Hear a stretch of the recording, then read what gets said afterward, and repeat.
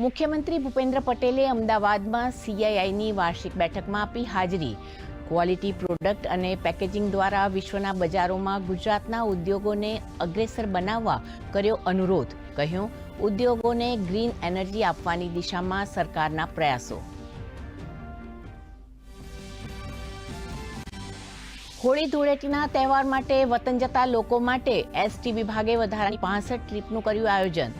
તો ડાકોર અને દ્વારકામાં ફૂલડોલ ઉત્સવ માટે આજથી 16 માર્ચ દરમિયાન દોડશે 400 જેટલી એક્સ્ટ્રા બસ. એસટીના ડ્રાઈવર અને કંડક્ટરોની આગામી 4 દિવસ રજાઓ કરાઈ રદ.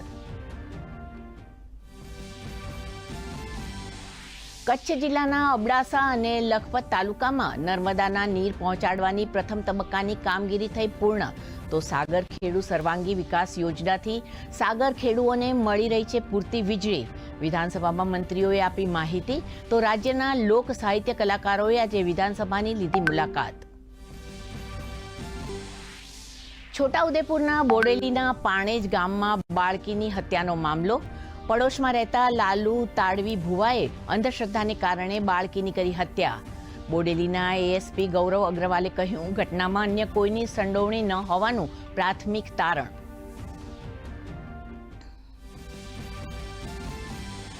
ધંધુકાના પચ્છમ છાત્રાલયમાં વિદ્યાર્થી સાથે અમાનવીય શારીરિક ત્રાસ મામલે શિક્ષણ મંત્રીનું નિવેદન. કહ્યું, આ પ્રકારનું કૃત્ય કરનાર સામે થશે કડક કાર્યવાહી. ઘટનામાં જવાબદાર 5 વિદ્યાર્થીઓ તાત્કાલિક અસરથી છાત્રાલયમાંથી સસ્પેન્ડ.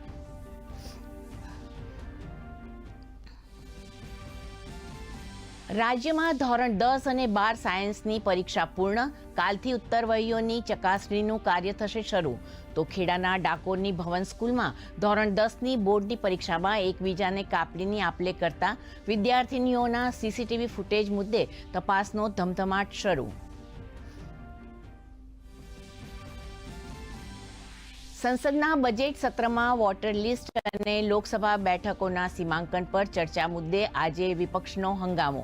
તો રાજ્યસભામાં રેલવે સંશોધન વિધેયક 2024 રજૂ. રેલવે મંત્રી અશ્વિની વૈષ્ણવે કહ્યું, આ બિલથી રેલવેનો થશે વિકાસ.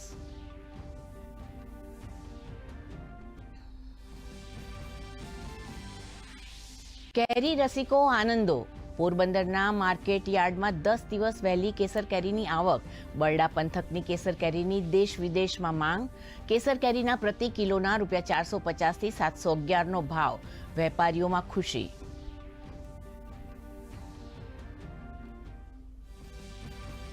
ને રાજ્યમાં ગરમીનો પ્રથમ રાઉન્ડ શરૂ. કચ્છ, સૌરાષ્ટ્ર અને ઉત્તર ગુજરાતમાં યલો એલર્ટ. તો અમદાવાદ, રાજકોટ, અમરેલીમાં હીટવેવની આગાહી. ગરમીથી બચવા દરેક જિલ્લાઓની હોસ્પિટલમાં અલાયદા વોર્ડની વ્યવસ્થા સાથે આગોતરું આયોજન.